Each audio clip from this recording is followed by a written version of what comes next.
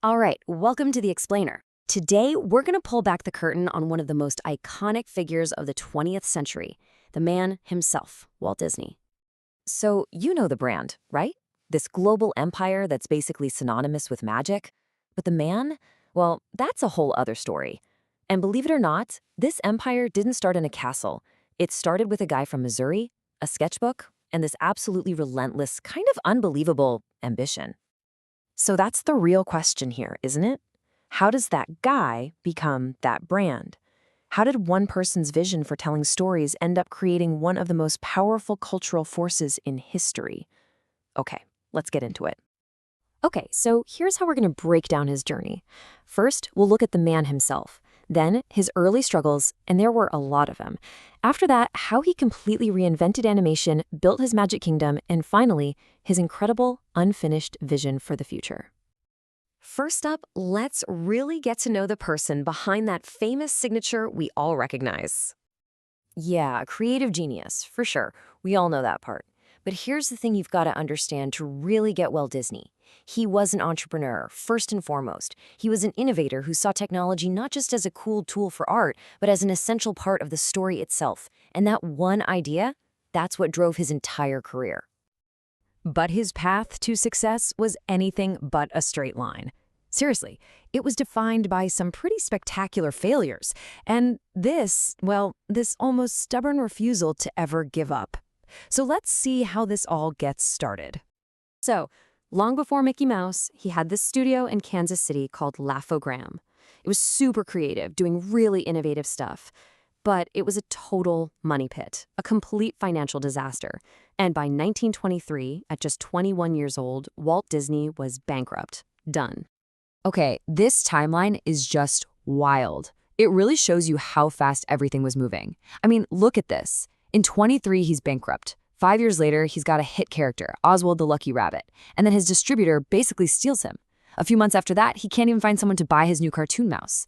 It's just one gut punch after another. And then, bam, 6 months later, Steamboat Willie comes out, and everything changes. The turnaround is just mind-blowing. And you have to picture this, right? He's at his absolute lowest professional moment. He's lost everything. Again, he's on a train, and he just sketches this little mouse. He wants to name him Mortimer, which, let's be honest, is not great.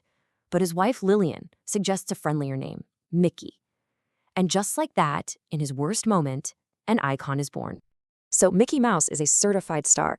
Now, any normal studio head would have just played it safe, right? Just churn out Mickey shorts forever and print money. But Walt Disney was not a normal studio head. He immediately took all that success and risked it on his biggest, craziest gamble yet. He decided to make a feature-length cartoon. We take that for granted now, but at the time, people thought he was absolutely nuts. Nobody, and I mean nobody, believed an audience would sit and watch a cartoon for 90 minutes. And the cost? Oh my gosh. The budget just kept growing until it hit $1.5 million. That's an astronomical amount of money during the Great Depression. The rest of Hollywood was so sure it would fail that they were literally laughing at him, calling it Disney's folly. Well, the joke was on them. Snow White wasn't just a hit. It was a sensation. It became the highest-grossing sound film of its time.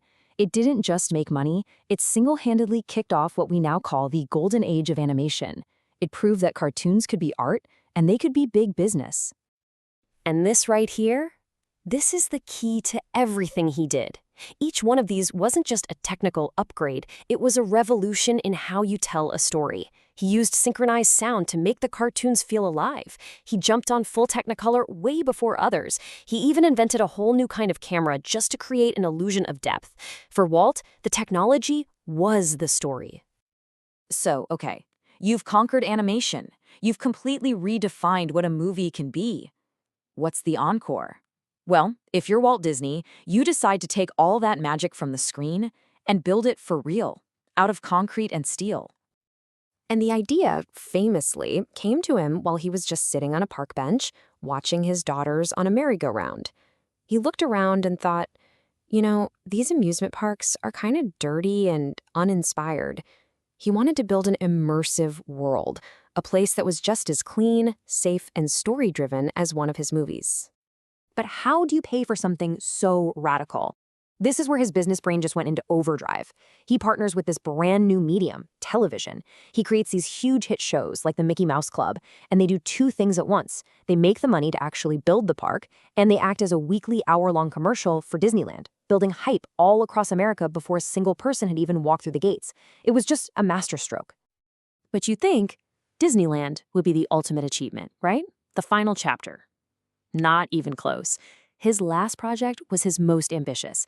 And honestly, it's the one that tells you everything you need to know about the man. So when he started secretly buying up all this swampland in Florida, everyone assumed he was just building another theme park. Disneyland East. But that wasn't the real plan. The theme park was just the gateway to something way, way bigger. He called it EPCOT, the Experimental Prototype Community of Tomorrow. And no, not the theme park we know today. His vision was for a real, living city, a blueprint for the future where big companies could come to develop and test new ideas for urban living, everything from transportation to housing. Sadly, he died from lung cancer in 1966, before he ever got to build it. The EPCOT we have today is a theme park, a tribute to his idea, but it's not the functioning city he dreamed of. But his own words, I think, really capture his legacy best. It was never about being finished, it was always about building what's next. And that really leaves us with this final thought. The story of Walt Disney is this powerful lesson in resilience. It's a reminder that true innovation isn't about one single brilliant idea. It's about the relentless, sometimes painful dedication to building the future, one failure and one breakthrough at a time.